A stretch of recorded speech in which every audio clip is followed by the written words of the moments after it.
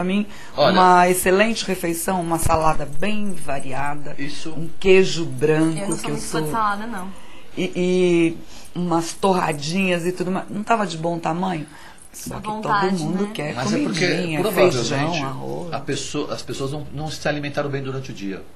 Né? Então as alimentações foram muito rápidas. Isso é um erro muito comum nosso. Né? Um café rápido para sair de casa logo, um almoço, se der, deu, se não der, umas bolachinhas, e aí depois nós vamos para casa e tentamos suprir, porque quando abaixa a tensão e a vigília do dia, nós no relaxamento em casa, durante o dia é muito fácil fazer uma dieta ou privar de comida. São tantas atividades no dia a dia que você vai pulando. Agora, essa conta vem depois para você. Você chega em casa e relaxa, e aí você não pensa em outra coisa senão resolver essa fome que está correndo atrás de você o dia inteiro. E aí vem uma conta pesada, que é uma fome exagerada, o que gera uma série de outros problemas além do sono. Principalmente aumento de insulina e até um pouco de... O corpo entende o seguinte, se alguém se priva de comida o dia inteiro e come um montão e vai dormir, isso parece um sinal, uma mensagem para o corpo, faça um estoque, porque eu só encontro comida a essa hora e vou dormir, como se você estivesse referindo, ou mandando uma informação para o corpo do tipo, vou comer e hibernar um pouco, guarde um pouco de energia para o meu dia seguinte, que vai ser mais um dia difícil de alimentação. Em casa é tudo atrapalhado, assim. É 9 horas da noite, mãe, queria comer um strudel de maçã. Vai no supermercado comprar as coisas, corre lá, volta. 11 horas está saindo um strudel e um chazinho e todo mundo come. Meia-noite todo mundo passando mal. Mas Silvia, já entendi o que acontece, né? Se alguém pede um strudel às 9 e sai às 11 na sua casa, realmente fica difícil. Com essa estrutura. E aí, de para cozinha, arrematar um cafezinho. Aí você fala, meu Deus, acho que o nem do café que me fez reclamar, mal, né? acho que o café que Não me tem fez mal. nem do que reclamar, né? Um conjunto de coisas erradas. Observação, o que nossos A Mariana internautas? comentou aqui, falar à noite é complicado, vai que você fala o nome do outro, aí seu marido ouve. No meu caso, como sou professora, eu falo o nome de muitos alunos, imagina, né, que eu falando, engraçado. Tem uma boa desculpa. É verdade, não, de vários homens. Já deixa claro aí pro maridão, então, viu, Mariana? Diz, olha, os meus alunos chamam-se tal, tal, tal, já dá a lista do nome. Capaz de entrar um novo, né? Ela esquecer de falar e complica. Complica, né? O que mais? Agora, Letícia, você comentou em relação à música, para não ter música, enfim, um som dentro do quarto. Nem música de meditação mesmo? Olha, a música de meditação vai gerar o relaxamento. Põe um timer, põe um sleeper nessa música, para que ela depois ela cesse, né? Buscar a música de relaxamento para relaxar é sensacional. Agora, depois que você já está dormindo, não há necessidade de água caindo, nem de pássaros cantando no seu quarto. Você já pode desligar esse som. Então, se possível, põe um timer, busca esse relaxamento, porque essas músicas começam a fazer o que eu chamo de slowdown. Começam a dar aquela baixadinha na sua adrenalina, na sua tensão. Se as pessoas conseguem fazer isso com esse estilo de música para meditação, sensacional. Agora, se ficar ligado esse som, com certeza nada tem a ver com rock ou com samba ou alguma outra coisa que esteja tocando. A influência e a interferência negativa sobre o sono vai ser muito menor, se é que vai haver. Entendi. E o Marcelo Soliri que só pergunta aqui, e as pessoas que trabalham de noite e dormem de dia? Olha, Marcelo, esse é o mal da humanidade, da nossa vida moderna hoje. Isso não existia há décadas atrás, né? Então, não acredito... acredito sim que o corpo se adapte a essas situações. Afinal de contas, o ser humano é o animal da natureza que mais se adapta às adversidades de habitats diferentes, né? Temos homens vivendo no deserto e homens vivendo na Sibéria, no frio e na neve. Homens vivendo em castelos e outros embaixo de ponte. Então o ser humano, diferente de outros animais, se adapta realmente a várias circunstâncias. Mas essa situação do homem virar o turno é uma situação muito recente, muito nova. E quando a gente fala 40, 50 anos, isso para a humanidade não é nada. Então, acredito que o corpo e as pessoas estejam se adaptando a isso, mas com certeza as pessoas que hoje vivem essa situação sofrem sim. Por quê? Porque o ciclo circadiano de produção de hormônios, os hormônios não são produzidos continuamente durante o dia. Cada hormônio tem o seu pulso de secreção em algum determinado momento do dia, em função da luz, da ausência de luz, do sono, da vigília. Se você inverte essas situações, você está provocando o corpo uma situação que ele vai tentar se adaptar. Mas essa transição, mesmo que haja, ela não é saudável, ela vai prejudicar. Então, esse indivíduo não vai conseguir ter um sono de qualidade, não vai ter um sono aprofundado durante o dia, porque a luz do dia vai estar incomodando, o barulho da rua vai estar incomodando, e o corpo dele não está preparado para produzir essa melatonina às 9 da manhã, ao meio-dia, seja lá o horário que for, né?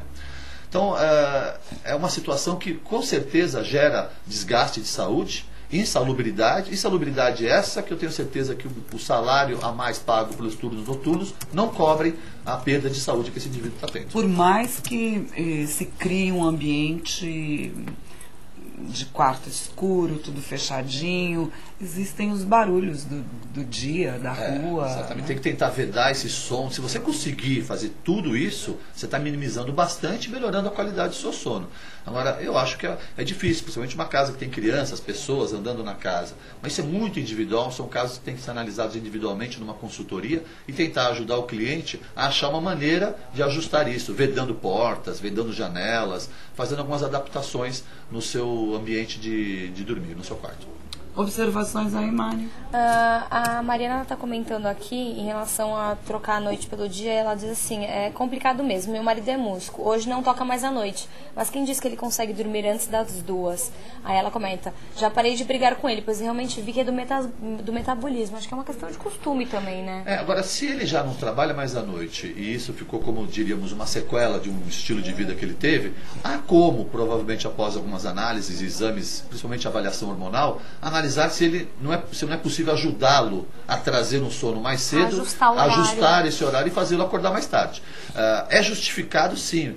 Marcela? Mariana, é justificado essa situação, mas não se justifica não buscar ajuda para tentar melhorar isso.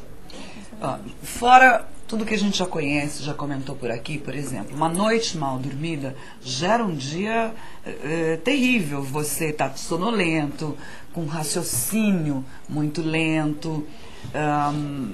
Fora estes aspectos que nós visivelmente reconhecemos no sono perturbado, o que mais a gente tem de produto final aí numa noite? Olha, isso falando a longo prazo. Eu né? poderia dizer o seguinte para você. Vamos pensar em curto, médio e longo prazo, de uma forma geral. Em curto prazo, o que vai haver numa falta de sono ou num sono de má qualidade? Primeiro, cansaço físico muscular intenso, falta de humor, a labilidade de humor muito grande, falta de energia física, falta de capacidade de concentração e memorização. A médio e longo prazo, por decorrência de alteração da secreção dos hormônios, então vamos lá, um dos hormônios mais importantes é secretado única e exclusivamente no seu pico da primeira hora, segunda hora do sono, que, se profundo, vai gerar a secreção de um hormônio que nós chamamos de hormônio do crescimento. Esse hormônio do crescimento, vulgarmente conhecido como GH, ele é responsável por manter o tônus muscular e por reduzir as gorduras abdominais e viscerais. Se você, um indivíduo que tem um estilo de vida noturno, que dorme mal, dorme pouco, por diferentes razões, ele não tem a capacidade de produzir bem esse hormônio. Então, a longo prazo, vamos ter problemas de osteoporose, de obesidade e outras coisas. Como havia dito, a leptina também é produzida à noite. Em longo prazo, com a ausência de leptina, nós vamos ter um indivíduo insaciável por carboidratos no decorrer do dia. Uma outra situação que pode gerar a longo prazo é até a diabetes.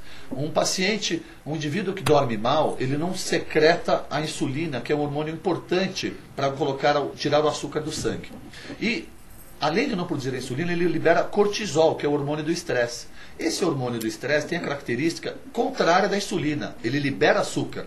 Então você vai ter um paciente com açúcar alto na sua circulação, pré-diabético ou evoluindo para diabetes. Então podemos ter alterações como obesidade, osteoporose e aceleração do envelhecimento, sem dúvida nenhuma, é a pior a mais grave dessas complicações. Agora, se o indivíduo já tem uma predisposição a diabetes, então, mais do que nunca... Estamos acelerando o processo dessa maneira. Né? Eu queria comentar algo importante também, Silvia. Em Stanford, foi feito numa universidade de Stanford, fizeram um trabalho importante. Pegaram 2 grupos de jovens. Um grupo de jovens foi privado do seu sono por 19 horas seguidas. E um outro grupo foi submetido ao uso de 0,8 miligramas de álcool, que daria algo como 3 doses de uísque. Todos esses grupos foram submetidos aos mesmos testes, aos testes de atenção. Todos os pacientes que foram privados do sono foram muito pior nos testes de atenção do que aqueles que estavam sob efeito de álcool. Então você veja a importância de dormir bem para tomar para dirigir um ônibus, para dirigir um veículo pesado de perigo, para caminhoneiros e para outras tarefas profissionais de risco, né? Como médico, como cirurgiões, enfim, qualquer outra especialidade. Esses mesmos grupos depois, Silvia, foram submetidos à tomografia craniana. E aí, essa foi mais interessante ainda. Os indivíduos sob efeito do álcool tinham uma certa aceleração no seu metabolismo na área frontal do cérebro e na área cerebelar. Mas os indivíduos com privação do sono tinham um metabolismo muito menor nessas duas áreas. E essas áreas são responsáveis, a frontal, por tomadas de decisão.